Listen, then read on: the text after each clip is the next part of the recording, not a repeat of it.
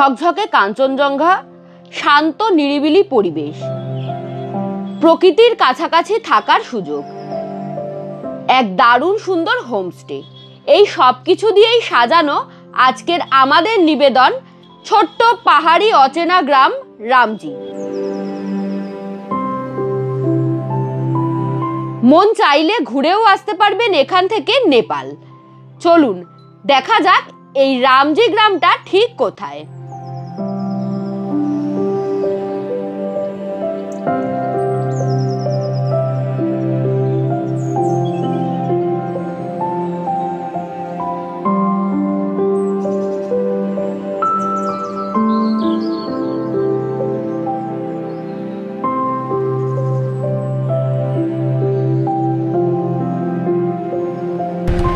Hello,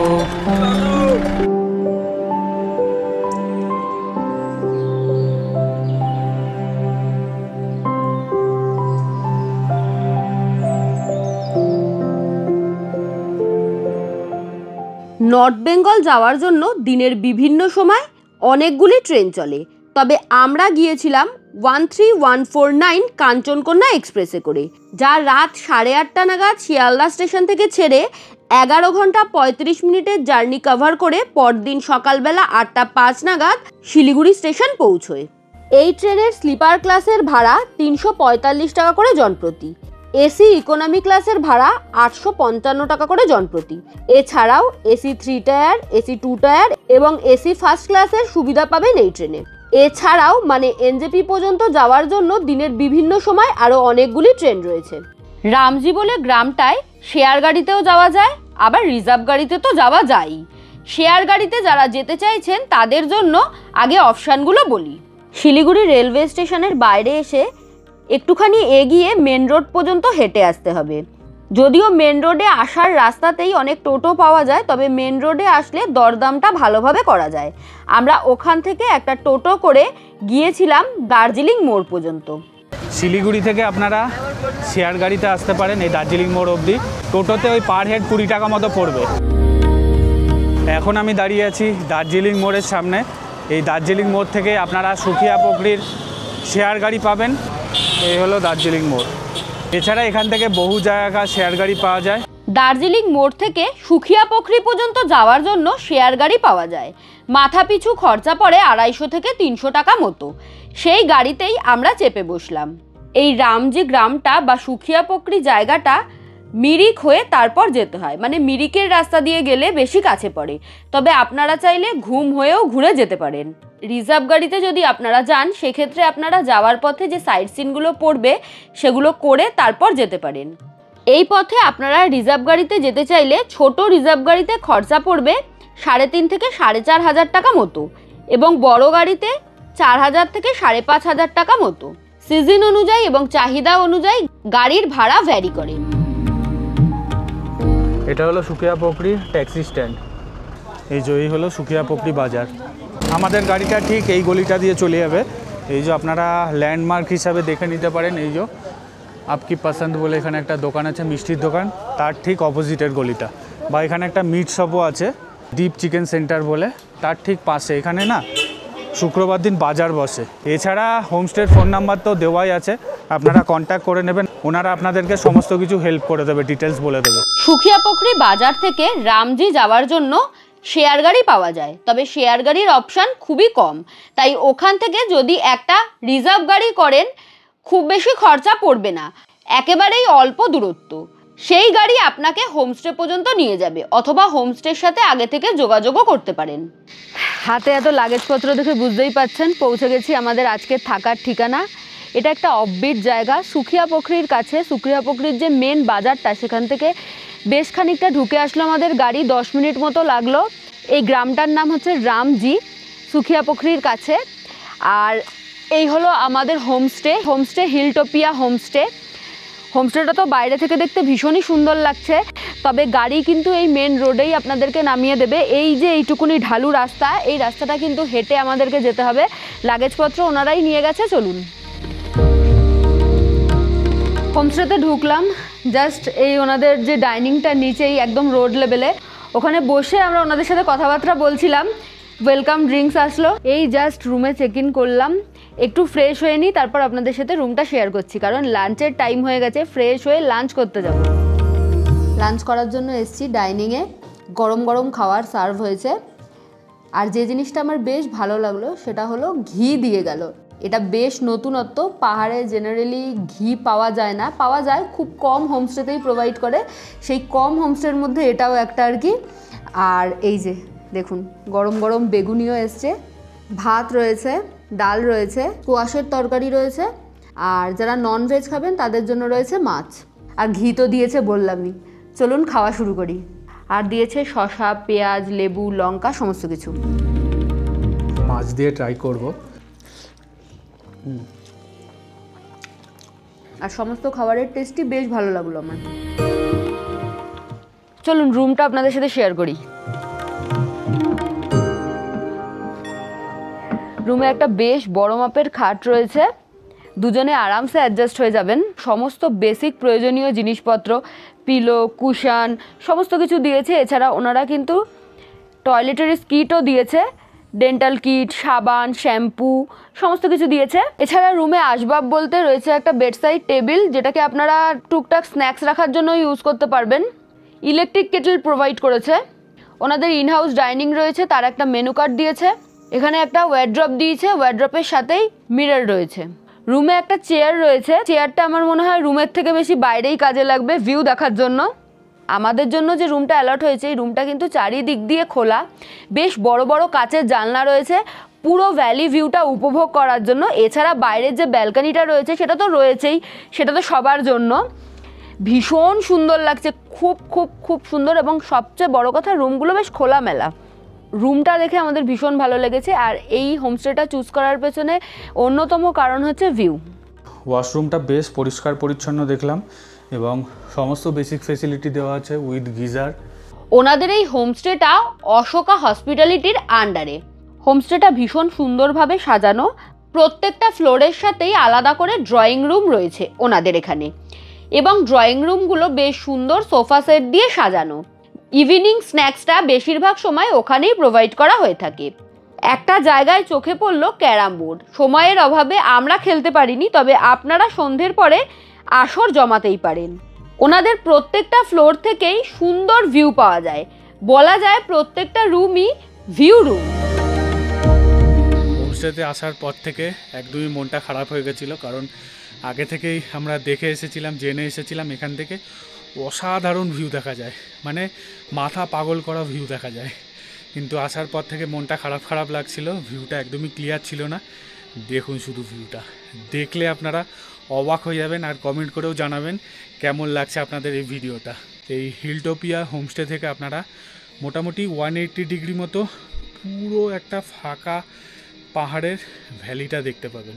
অসাধারণ অসাধারণ, আমার চোখ জুড়িয়ে যাচ্ছে, এত সুন্দর, জাস্ট মাসমারাইজিং, অসাধারণ দেখতে লাগছে। শুনেছি নাকি এখানে প্রচুর ঝিঝি পোকা ডাকে, সেই আওয়াজও আপনাদেরকে শোনাবো, দেখা যাক কি হয়।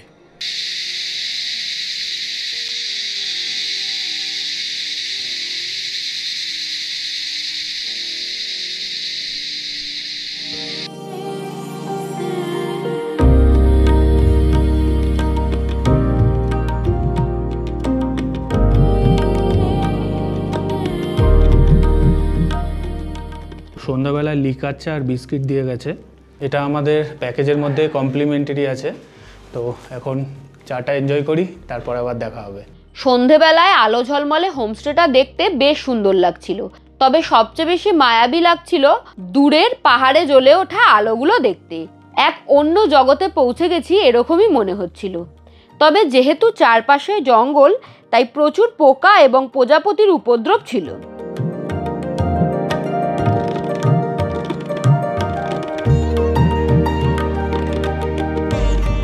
ইভিনিং স্ন্যাক্সটা আমরা রুমেই নিয়েছি। ইভিনিং স্ন্যাক্সে রয়েছে চাউমিন, এগ চাউ আর চিকেন পকোড়া। আর যেহেতু আমি চিকেন খাই না, তাই আমাকে দিয়েছে এই যে ভেজ পকোড়া, বেশ ক্রাঞ্চি। ডিনার করতে এসেছি, তবে ডিনার করার আগে যে জিনিসটা বলবো, যেটা বারবারই বলছি, পুরো প্রপার্টি থেকে ভিউটা জাস্ট মাসমারাইজিং, দারুণ লাগছে ভিউটা দেখতে। আমরা ভিউ দেখতে দেখতে এত রাত করে ফেলেছি, মানে একবার ক্লিয়ার হচ্ছে একবার ঢেকে যাচ্ছে। পাহাড়ে যেটা মজা আর কি, দেখতে দেখতে অনেকটা রাত হয়ে গেছে। যাই হোক, ডিনারে কিন্তু অনেক কিছু রয়েছে, তবে রোজ দিনের মতো আমরা ভাত চুজ করেছি, রুটি নিইনি, কারণ রুটি খেলে আমার এবং রাহুল দুজনেরই একটু প্রবলেম হয়। এখানে রয়েছে ভাত, এটা ডিমের কারি রয়েছে, যেহেতু আমি চিকেন খাই না তাই জন্য, কিন্তু আপনারা যারা ননভেজ খান তাদের তো চিকেন থাকবেই। এই যে রাহুলকে দিয়েছে চিকেন, আর রয়েছে আলু ভেন্ডির তরকারি, কাঁকরোল ভাজাও কিন্তু রয়েছে। এখানে পেঁয়াজ, লঙ্কা, শসা সমস্ত কিছু দিয়েছে। চলুন খাওয়া দাওয়া করে নিই। অলরেডি আমরা অনেক লেট, মানে ডিনারের টাইম অলরেডি ক্রস করে গেছে। সমস্ত খাবার টেস্ট করলাম, খুব ভালো খাবার, একদম ঘরোয়া খাবার। এখন একটু চিকেন দিয়ে ট্রাই করে দেখি, কারণ চিকেনের গ্রেভিটা দেখতে পাচ্ছেন, খুব সুন্দর কালার, বেশ ভালো লাগলো খেতে। আজকের মতো খেয়ে দিয়ে ঘুমিয়ে পড়বো। Good morning everyone. আজকে আমাদের এখানে সেকেন্ড ডে। আজকে রেডি টেডি হয়ে আমরা একটু সাইট সিন করতে বেরোবো, তবে তার আগে অবশ্যই ব্রেকফাস্ট করতে হবে। চলুন ব্রেকফাস্টটা করে আসি।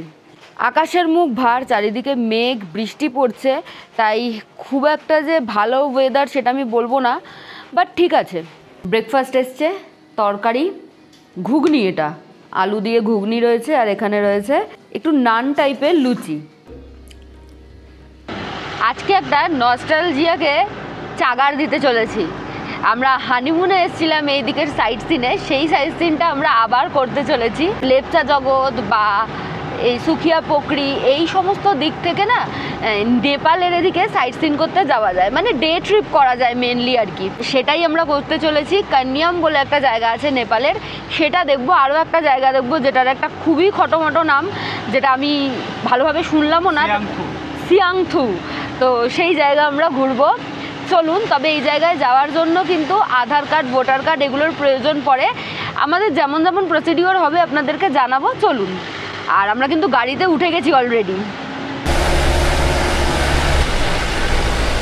আমরা সুখিয়া পোকরির যে মেন বাজারটা সেখানে চলে এসেছি।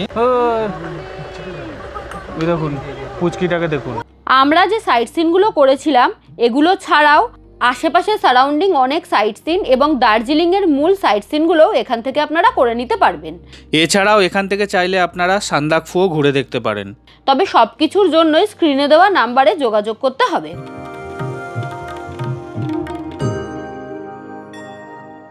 আমরা সীমানা ভিউ পয়েন্ট পেরোলাম এক্ষুনি। ইন্ডিয়া নেপালের বর্ডারের সামনে চেকিং করলো, আমরা কোথায় থেকে এসেছি, নাম, ফোন নাম্বার সমস্ত কিছু লিখে নিল। আমরা আধার কার্ড শো করিয়ে ভেতরে এন্টার করলাম। আপনারা চাইলে ভোটার আইডি কার্ডও দেখাতে পারেন। এই যে আমি এতক্ষণ ইন্ডিয়ার সাইডে ছিলাম, এই যে দেখতে পাচ্ছেন গেটটা, এখন কিন্তু আমি নেপালের সাইডে চলে এসেছি। আর একটু সামনের দিকে এগোলেই আপনারা পশুপতি মার্কেট পাবেন। নেপালের ভেতরে যে মার্কেটটা আছে পশুপতি মার্কেট নাম। এখান থেকে পশুপতি মার্কেটের ডিস্টেন্স বেশ অনেকটাই। এই সামনে একটু এগোলে আপনারা শেয়ার গাড়ি দেখতে পাবেন। এখান থেকে চাইলে শেয়ার গাড়ি করেও যেতে পারেন, এবং যদি পায়ে জোর থাকে তো হেঁটে হেঁটে চলে যেতে পারেন, তবে বেশ খানিকটা টাইম লাগে। চলুন, আমাদের যে ফর্মালিটিসগুলো ছিল সেগুলো কমপ্লিট করে নিয়েছি। এখন চলুন, নেপালের ভেতরে এন্টার করে গেছি। চলুন এবারে নেপাল আপনাদেরকে ঘুরিয়ে দেখাবো। এই যে দেখতে পাচ্ছেন এগুলো শেয়ার গাড়ি, এই শেয়ার গাড়ি করে আপনারা চাইলে পশুপতি মার্কেটে যেতে পারেন। আমরা ফাইনালি পশুপতি মার্কেটের সামনে চলে এসেছি। এই যে মার্কেট স্টার্ট হয়ে গেল। এখান থেকে আপনারা চাইলে শীতের জামা কাপড় কিনতে পারেন, বেশ সস্তায় পাওয়া যায়। কিছু কিছু জিনিস না কেনাই ভালো, সেটা হচ্ছে কসমেটিক্স জিনিস এবং ইলেকট্রনিক্স জিনিস, এগুলো একটু অ্যাভয়েড করবেন। তাছাড়া শীতের জামা কাপড় বেশ কম দামে रीजनेबल प्राइस से पावा जाए। पहले हम लोग कहाँ पर जाएंगे? आप श्रीअंतु चलिए। अच्छा, श्रीअंतु जाके आने के बाद खन्ने में जा सकते हैं। अच्छा, जैसे भी आपको अच्छा लगे वैसे कर सकते हैं। ठीक है, आप देखिए आपके ऊपर पूरा छोड़ दिया। ठीक है। তো দাদা বলছে প্রথমে শ্রীয়ান্তু বলে যে জায়গাটা আছে সেখানে নিয়ে যাবে। চলুন, তারপরে আস্তে আস্তে ফেরার পথে যে যে জায়গাগুলো পড়বে সমস্ত জায়গায় আপনাদেরকে ঘুরিয়ে দেখাবো। সুখিয়া পোকরির ওইদিকে দেখালাম আপনাদেরকে, প্রচণ্ড জোরে জোরে বৃষ্টি পড়ছিল।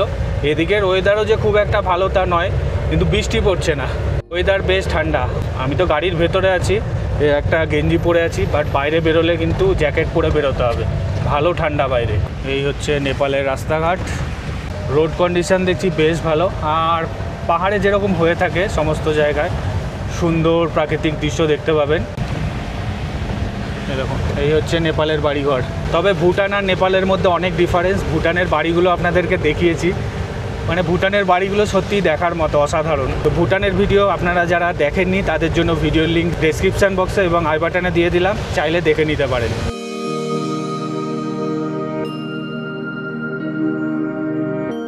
এই নেপালে আপনারা প্রচুর চায়ের বাগান দেখতে পাবেন। এই ট্যুরটা করার জন্য আমাদের গাড়িতে খরচা পড়েছিল 5,500 টাকা মতো উইথ পারমিট। তবে আমরা গিয়েছিলাম অফ সিজনে, সিজনে গেলে এই ভাড়াই প্রায় বেড়ে 6,500 টাকা মতো হয়ে যায়। নেপালের ভেতরে কিছুটা ঢোকার পরেই পুরো দেখছি ল্যান্ডস্কেপ চেঞ্জ হয়ে গেছে, অসাধারণ দেখতে লাগছে। আর নেপালের ভেতরে দেখলাম অটো চলে, এটা একটা মানে নতুনত্ব জিনিস, কারণ আমাদের ইন্ডিয়ার ভেতরে মানে পাহাড়ি অঞ্চলে খুবই কম জায়গাতেই আছে অটো চলে। আচ্ছা, এই যে এটা নেপালের ভেতরে একটা বাজার, নাম হচ্ছে ফিক্কেল বাজার। আমরা কান্নিয়াম চলে এসেছি, তবে এখানে একটা ভিউ পয়েন্ট আছে, সেই ভিউ পয়েন্টটা আপনাদের সাথে শেয়ার করব। বাবা, এখানকার ওয়েদার খুবই খারাপ হয়ে গেল, জোরে জোরে বৃষ্টি পড়ছে আর জোরে জোরে হাওয়া দিচ্ছে। এই যে চলে এসেছি কান্নাম। এ তো প্যারাগ্লাইডিং করবে এখানে মনে হচ্ছে। শৈলী, এটা কি করছিস? চলে এসেছি কান্নিয়ামে। এই কান্নিয়ামে আমরা হানিমুনে এসেছিলাম, আমি বললামই প্রচণ্ড নস্টালজিয়া কাজ করছে, ভীষণ ভালো লাগছে। আমার যতটা ভালো লাগছে রাহুলের কি ততটাই ভালো লাগছে সেটা ওর থেকে জানতে হবে। এই জায়গাটা, এই যে অনেকটা সিঁড়ি ভেঙে ওপরে উঠতে হয় এবং ওপরে রয়েছে ভিউ পয়েন্ট। তবে এখানের ওয়েদারটা একটু খারাপ হয়ে গেল, বৃষ্টি পড়ছে আর জোরে জোরে হাওয়া দিচ্ছে। যাই হোক, তাতে আমাদের ঘোরাতে খুব একটা বাধা হচ্ছে না, আমাদের বেশ ভালোই লাগছে। চলুন। তবে ড্রাইভার দাদা আমাদেরকে বলেছিল প্রথমে সিয়ান্তু বলে যে জায়গাটা, সেখানে নিয়ে যাবে, বাট হঠাৎ করেই প্ল্যানিং চেঞ্জ হয়েছে। তবে এখানে এসে মনে হচ্ছে আমরা মানে ফেসেই গেলাম, কারণ এই ওপরটা থেকে অসাধারণ ভিউ দেখা যায়। এই ওপরটায় উঠলে আপনারা 360 ডিগ্রি একটা ভিউ পাবেন, বাট কিছু করার নেই না। একদম। তুই বল তোর কেমন লাগছে? অসাধারণ। সেকেন্ড টাইম আমি তোকে নেপাল ঘোরাতে নিয়ে আসলাম। হ্যাঁ, ও নিয়ে আসলো। মানে আমরা হানিমুনে এসেছিলাম, একদম দারুণ লাগছে। চলুন আস্তে আস্তে এখন স্বর্গের সিঁড়ি ধরতে হবে আমাদের, কারণ স্বর্গের সিঁড়ি ভেঙে ওপরে যেতে হবে। চলুন এবার এই স্বর্গের সিঁড়ি ভাঙতে হবে, যদিও জায়গাটাকে লিটারালি স্বর্গের সাথেই তুলনা করা যায়। এই যে এরকম হচ্ছে সিঁড়ির অবস্থা, এখন তো পুরো ফগে ঢেকে আছে। ওই যে ওই মাথাটায় আমরা উঠবো। এর আগের বারে যখন এসেছিলাম তখন ওয়েদারটা বেশ ক্লিয়ার ছিল, তখন তো আমরা ব্লগিং করতাম না। শৈলে আর আমি হানিমুনে এসেছিলাম, দারুণ লেগেছিল। পুরো আপনারা একটা প্যানারোমিক ভিউ পাবেন এই ওপরটায় উঠতে পারলে। আগে তাড়াতাড়ি ওপরে উঠি। আর চারিদিকটায় না চায়ের বাগান দিয়ে ঘেরা, খুব সুন্দর।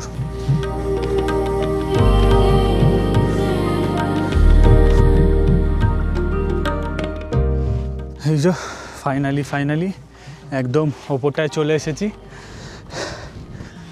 দেখি আপনাদের সাথে কি শেয়ার করতে পারি। এখানে একটা নেপালের ফ্ল্যাগ লাগানো।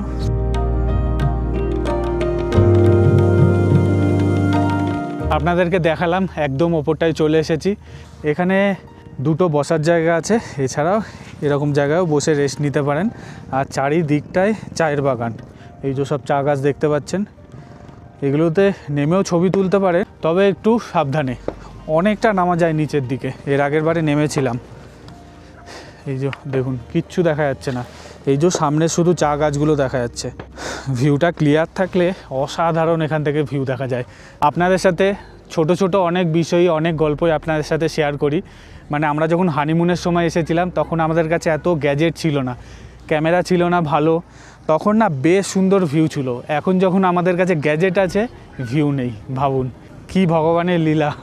আপনাদেরকে বলছিলাম না, এরকম চা বাগানের মধ্যে ঢুকে আপনারা ছবি তুলতে পারবেন। এই দেখুন সামনের জায়গাটা লাগছে, দেখুন অপূর্ব কি অদ্ভুত লাগছে দেখুন জায়গাটা।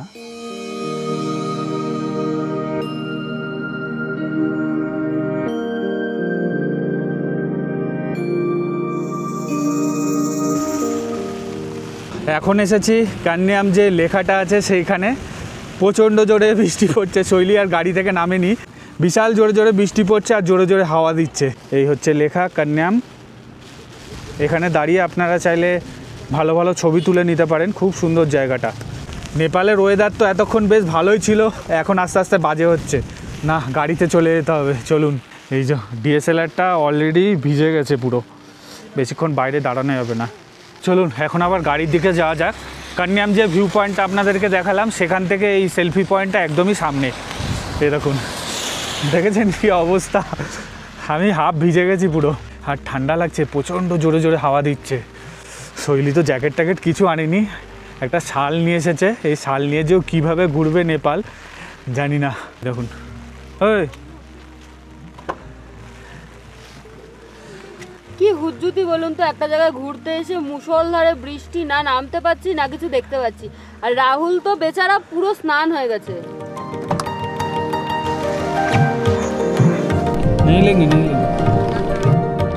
टमाटर रुक टमाटर चले একেবারে। कन्याम घूरे আমরা এখন যাচ্ছি श्रीयंतुर दिखे। कितना टाइम लगेगा भैया कन्याम से?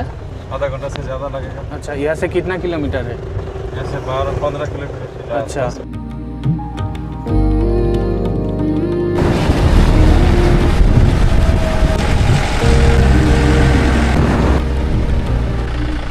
কান্যাম ঘুরে বেশ অনেকটা দূরে, মানে গাড়ি করে আসতে প্রায় হাফ অ্যান আওয়ারের ওপর সময় লাগলো আমাদের।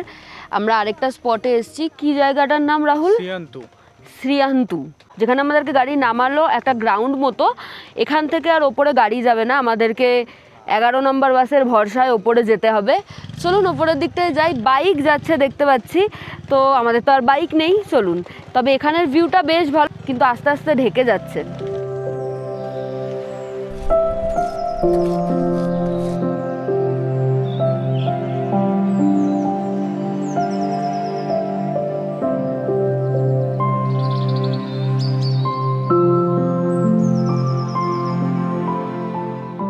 অনেকক্ষণ ধরে হাঁটছি, এখনও ভিউ পয়েন্টের সামনে পৌঁছায়নি। রাস্তার সৌন্দর্য অপূর্ব, মানে অতুলনীয় জায়গা, অসাধারণ অসাধারণ। আমার চারিপাশের পরিবেশ দেখলেই বুঝতে পারবেন। দেখুন, চারিদিকে পাইন গাছে ঘেরা, দারুণ লাগছে। দেখুন, অপূর্ব অপূর্ব। যাদের পায়ের প্রবলেম আছে বা হাঁটুর সমস্যা আছে তাদের এখানে না আসাটাই ভালো, কারণ অনেকটা ট্রেক। মোটামুটি শুনলাম ওই 15 থেকে 20 মিনিট মতো ট্রেক করে ওপরে যেতে হবে। তো যাদের একমাত্র পায়ের জোর আছে তারাই যাবেন এই ভিউ পয়েন্টে। বাট যদি যেতে পারেন, অসাধারণ এক প্রাকৃতিক দৃশ্যর আপনারা সাক্ষী হবেন। অনেকটা দূর হেঁটে আসার পরে একটা বসার জায়গা দেখছি, তবে বর্ষাকালে এখানে বসলে মনে হয় জোকে তুলে নিয়ে চলে যাবে। এর আগের বারে আমরা যখন নেপালে ঘুরতে এসেছিলাম তখন এই জায়গাটায় আসা হয়নি, তো আমাদের কোনো আইডিয়াও নেই যে কতটা দূরে এই ভিউ পয়েন্টটা। অনেকটা দূর আসার পরে এইখানে একটা দোকান দেখতে পাচ্ছি, আর ভেতরে মনে হয় ঢোকার জন্য এন্ট্রি ফি আছে। অনেকটা দূর উঠে আসার পরে এখানে দেখছি একটা টিকিট কাউন্টার আছে। বলছে এর ভেতরে যেতে গেলে এখানে যারা লোকাল আছে তাদের বললো 100 টাকা করে নেওয়া হয়, আর ইন্ডিয়ানদের জন্য 62 টাকা মতো নেওয়া হয়। আমরা আর ভেতরে যাব না ভাবলাম, কারণটা হচ্ছে কোনো কিছু ভিউ দেখা যাচ্ছে না, পুরো চারিদিকে মেঘে ঢাকা, একদম ফগি ওয়েদার। তো ভেতরে গিয়ে মনে হয় না আমাদের কোনো লাভ আছে। তবে শুনেছি ভেতর থেকে খুব সুন্দর ভিউ দেখা যায়। এখানে সব অ্যামাউন্টগুলো লেখা আছে। তো এখানে একটা মন্দিরও দেখলাম, এই যে কয়েকটা সিঁড়ি ভেঙে আপনাদেরকে ওপরে উঠতে হবে। মন্দিরটাও দেখছি বন্ধ, তো মন্দিরেও আর গেলাম না, বেকার টাইম ওয়েস্ট করে লাভ নেই। ড্রাইভার দাদা আমাদেরকে বলছিল যে এখান থেকে, মানে আমাদেরকে নেপাল থেকে মোটামুটি ওই 5:30-6টার মধ্যে বেরিয়ে যেতে হবে, নাহলে নাকি আবার ডবল চার্জ দিতে হয়, মানে ফাইন করবে। তো আমাদের এখন একটু তাড়াহুড়োই করতে হবে। বাবা, ওপর থেকে টপ টপ করে জল পড়ছে।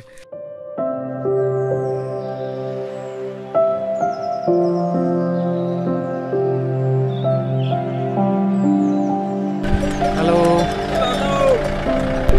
হ্যালো, আপনাদেরকে তো আগেই দেখালাম শ্রীয়ন্তু বলে যে জায়গাটা, ওটার আমরা ভেতরে ঢুকিনি, কারণ একদম ফগি ওয়েদার ছিল, কিচ্ছু দেখা যাচ্ছিল না।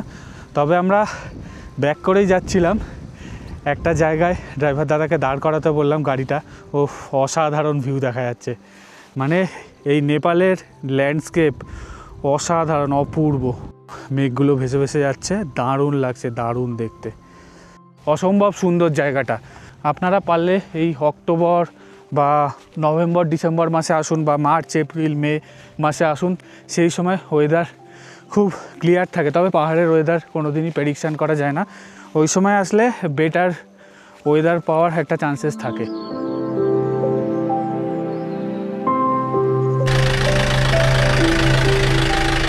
এই যে আমার পেছনেই দেখতে পাচ্ছেন নেপালের গেট। এখন আমরা নেপালে দাঁড়িয়ে আছি। আমরা এখন বেরোবো, জাস্ট এখানে নামলাম। সন্ধ্যের চাটা ভাবলাম বারান্দায় দাঁড়িয়েই খেয়ে নিই। ওয়েদার বেশ মেঘলা, তবে আস্তে আস্তে ক্লিয়ার হচ্ছে। ইভিনিং স্ন্যাক্সে রয়েছে মোমো, তাও আবার চিকেন মোমো। আমি চিকেন মোমো খাই না, তাই আমার জন্য ভেজ মোমো। যারা ননভেজ খান তাদের জন্য কিন্তু চিকেন মোমো থাকবে, একদম গরম গরম মোমো। ডিনার করতে এসছি। ডিনারে আজকে বেশ অন্যরকম একটু আইটেম, ফ্রাইড রাইস আর চিলি চিকেন রয়েছে, আর আমাকে দিয়েছে এই যে চিলি পনির। চলুন খাওয়া দাওয়া করে নিই। ডিনার করে এসছি, বাইরেটায় দাঁড়িয়েছি। আজকে ওয়েদার বেশ ঠান্ডা, বেশ কনকনে ঠান্ডা লাগছে। যাই হোক, এখন ঘুমোবো। আজকের মতো সবাইকে গুড নাইট। ঘুমোতে যাচ্ছি এই আশা নিয়ে যে কালকে যদি কাঞ্চনজঙ্ঘা দেখতে পাই। Good morning everyone. আজকে আমাদের এই রামজি গ্রামে ডে 3। আজকে আমাদের চেক আউট করে বেরিয়ে যাওয়ার কথা। আর পাহাড়, ঠান্ডা আর কম্বল, এই তিনটের কম্বিনেশান ল্যাথপ্রিয় বাঙালির মনে হয় বেস্ট লাগে। আমারও লাগে। আমি কম্বলের নিচে গুটিসুটি মেরে শুয়েছিলাম। হঠাৎ শুনছি যে অন্য যারা গেস্ট রয়েছে তারা বলছে ভ্যালি খুলেছে, ভ্যালি খুলেছে। এই আওয়াজটা শুনে আমি যেমনভাবে শুয়েছিলাম তেমনভাবে উঠে বাইরেটায় আসলাম, আর এসে এরকম একটা সুন্দর মাসমারাইজিং ভিউ দেখলাম, যেটা আমার সকালটাকে অবভিয়াসলি দারুণ করে দিল। একদম হয় না ভালো একটা ডালে যে তারকা পড়ে, সেরকম টাইপের একটা ভালো মুড করে দিল আমার। আজকের দিনটা আমার বেশ ভালো যেতে চলেছে। যদি কাঞ্চনজঙ্ঘা দেখা যায় অবশ্যই শেয়ার করব। ওটা তো চেরি অন টপ হবে, বাট এটাও কিন্তু কম যায় না। তবে দেখতে পাওয়ার একটা চান্সেস আছে, দেখা যাক। একদম। কিছু ইনফরমেশন, যেটা হলো ওনাদের এই পুরো প্রপার্টিতে 9টা থেকে 10টা রুম রয়েছে এবং প্রত্যেকটা রুম থেকে সেম ভিউ রয়েছে, একই ভিউ আপনারা উপভোগ করতে পারবেন। ওনাদের 3টে ফ্লোর, 3টে ফ্লোরেই কিন্তু বাইরে একটা সুন্দর লবি রয়েছে আলাদা আলাদা করে 3টে ফ্লোরের জন্য। সেখানে বসার জন্য সোফা টোফা দিয়ে সুন্দর সাজানো রয়েছে, সেইখান থেকেও আপনারা দারুণ ভিউ উপভোগ করতে পারবেন।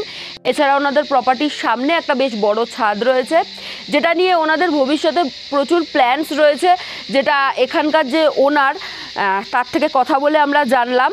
তবে ওই ছাদটা আপাতত পুরোটাই খোলা এবং বেশ সুন্দর লাগে আর কি। আর অন্য সমস্ত হোমস্টের মতো এই হোমস্টেতেও কিন্তু থাকা খাওয়া দিয়ে প্যাকেজ রয়েছে। ওনাদের প্যাকেজ স্টার্ট হয়ে যায় 1800 টাকা থেকে, এবং এই 1800 টাকার মধ্যে সকালে ওনারা ব্ল্যাক টি প্রোভাইড করে, তারপরে ব্রেকফাস্ট আপনার চয়েস অনুযায়ী আপনি ব্রেকফাস্ট নিতে পারেন, লাঞ্চ, ইভিনিং স্ন্যাক্স এবং ডিনার। ইভিনিং স্ন্যাক্সটা ওনাদের এখানে একটু হাটকে থাকে রোজই, এটা আমি খেয়াল করেছি। 2 দিন ধরে আমরা যেগুলো খেলাম আপনারাও দেখেছেন। যাই হোক, ওভারঅল এক্সপিরিয়েন্স ভীষণ ভীষণ ভীষণ সুন্দর। লাগেজপত্র গোছাচ্ছিলাম চেক আউট করার জন্য, হঠাৎ চোখ পড়ল দূরে, ওই যে দূরে দেখুন দেখা যাচ্ছে কাঞ্চনদাকে। এত ভালো লাগলো, লাস্ট দিন আমাদেরকে দেখা দিলেন। এত দিনের অপেক্ষা, ভীষণ ভালো লাগছে, কত দিন পর দেখলাম। আমাদের হোমস্টের ব্যালকনি থেকে আপনারা অনেকগুলো ছোট ছোট গ্রামের ভিউ দেখতে পাবেন, যেমন মানিভঞ্জন, মিম টি গার্ডেন, এছাড়া নেপালেরও ভিউ দেখা যায়। এছাড়া বিভিন্ন ছোট ছোট গ্রামের ভিউ দেখা যায়। এরপর ব্রেকফাস্ট সেরে আমরা জলদি জলদি চেক আউট করলাম, কারণ আমাদের রয়েছে কলকাতায় ফেরার বাস, আর এতটা রাস্তা জার্নি করে আসবো। স্ক্রিনে হোমস্টের ফোন নাম্বার দেওয়া রইল, চাইলে চেক করে নিতে পারেন। এই ভিডিওটা এখানেই শেষ করছি। আশা করছি ভিডিও ভালো লেগেছে। ভালো লাগলে please do like, share and subscribe Shaili's lifestyle. Thank you for watching.